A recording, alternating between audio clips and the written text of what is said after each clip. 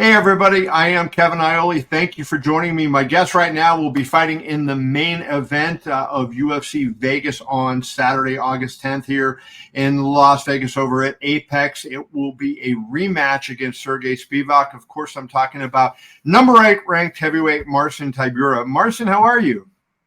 I'm very good. Thank you. Excited. It's a fight week.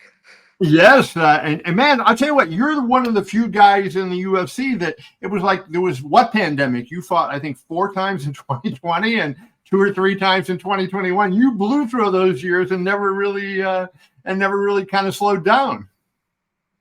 Oh yeah, yeah. But that's not something you can plan. It's just happening.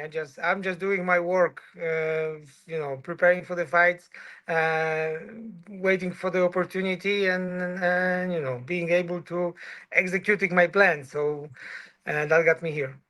You are 8-2 in your last 10 fights, and I think when people look at that, say, okay, that's good. Well, look at who those 2 losses are to. Interim champion Tom Aspinall last year was able to TKO you in 2021. Alexander Volkov won a decision over you. He's also a top 5 heavyweight. I'm guessing you're pretty comfortable with your position. Are you a little surprised that you're only ranked number 8 and not ranked higher, given who you've beaten and what you've done over these last few years? No, I don't. I don't look at this. I just rather see myself getting so high in the rankings and seeing the opportunities to get higher. So I'm still having guys ahead of me that I can being matched with and see myself how I do with them. So yeah, I don't feel negative thought. I don't have any negative thoughts about my position in rankings. I just see opportunities to gain more. The thing that's amazing, I think, this 8-2 record you have in your last 10 is what preceded it. You lost 4 out of 5, right? I'm sure you were probably thinking at that point, I'm on the verge of getting cut, right? The UFC has cut people when they've lost 1 fight. You lost 4 out of 5 fights. What turned things around for you? And how do you think you're a better fighter today than, say, after that Sakai fight in September of 2019 that you lost? I've been trying to answer this question a couple of times, and I don't know if I'm right, but it's been change of a mindset. I just there was a I think that was a kind of a process in my life that I have to go through this because I just sometimes there's a sentence that if you don't lose, you don't know how to win. So I thought that's something that I needed in this. So there's something changed in my mind. I went to Vegas. I saw the Performance Institute that time. After this fourth loss in I went to Vegas. I saw the Performance Institute. I feel the atmosphere. I just had a feeling that I really want to be a part of this company. I just had it in my heart. So there is something. Change in my mind. I just went home. I decided to go to Vegas to train there, change gym.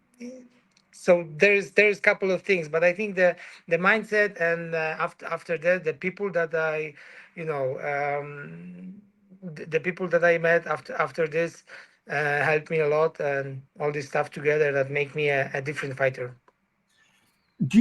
When you look at where you are, there's a lot of good fighters right ahead of you, right? And you lost to 2 of those fighters, Aspinall and Volkov, who were 1-3 in the division. So when you look at that, do you still feel like a championship opportunity, is there for you? Like, do you feel like you can fight your way to a championship opportunity, or do you have to look at it and say, well, I just have to win my fight, and whatever happens, I'll accept going forward?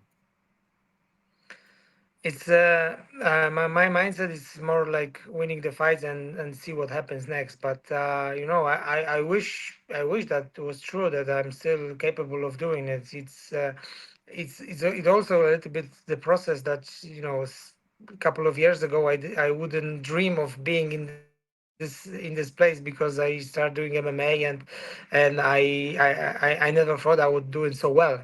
I just I just I just did it. had the passion for the sports and got me here. When I got here, the taste raised, and now you just feel like I'm so close to to getting this title, but there is a couple of things missing. There Right. is something, yeah, there is something I know that I didn't figure yet. So I'm really hoping that I will be able to figure it out, what's wrong, what's missing, and get there. Two of your losses, I want to ask you about this. Derrick Lewis, the UFC's all-time knockout leader, and Aspinall last year, he stopped you with elbows, punches, and 113. Aspinall's kind of like the hot topic. Dana White's all out there. Well, John Jones is the greatest of all time. A lot of the fans are like, Aspinall is the greatest. You've been hit by both Tom, who's very fast and very athletic, and Derrick, who we know is very powerful. Who hits harder? Can you remember? Is it Aspinall a harder puncher, or is Derrick Lewis a harder puncher?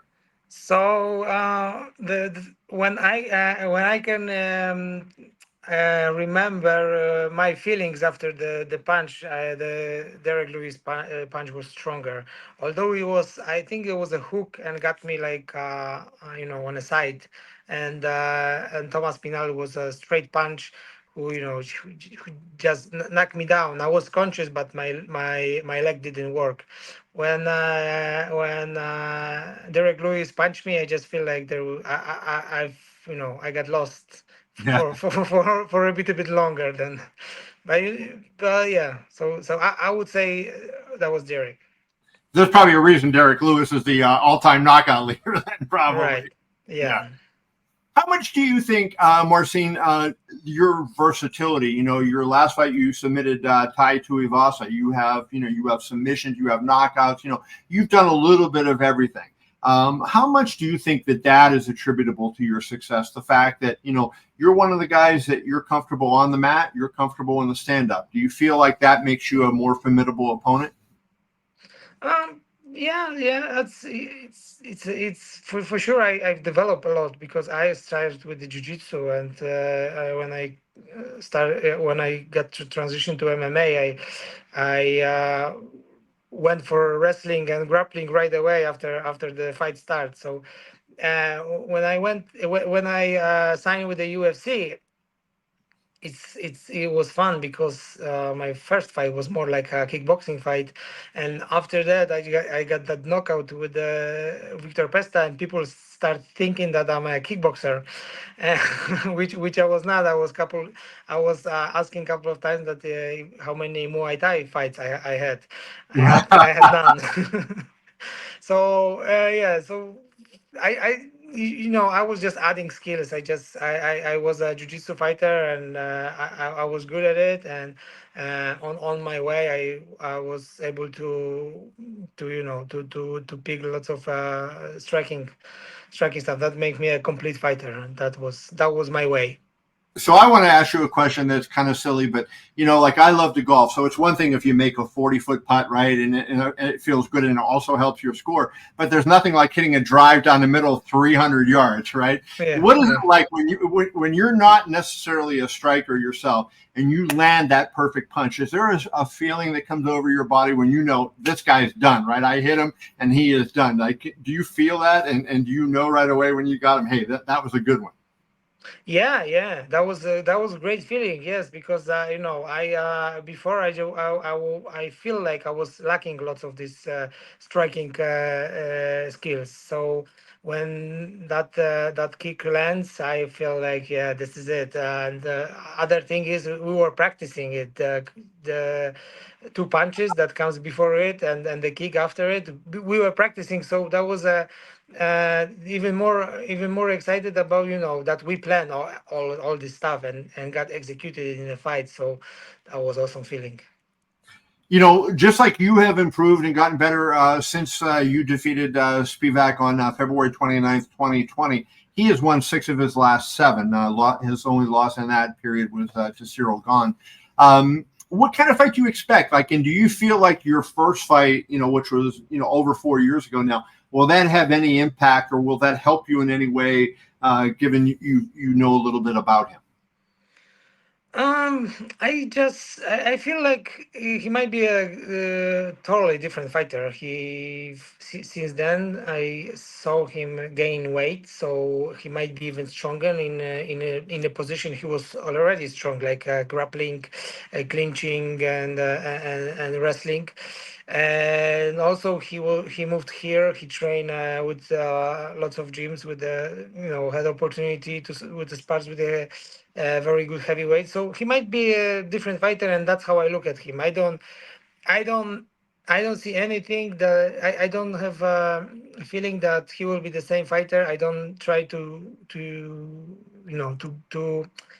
make my plan on our first fight. I just try to see what he's doing now, how he looks, and get most of it. And yeah. Let's wrap with this. You have only fought once this year, so this will be your second time. You're a guy that tends to fight a lot. You do it. Do you plan, if you're successful and you come out of this fight healthy, do you plan to have at least one more before the end of the calendar year?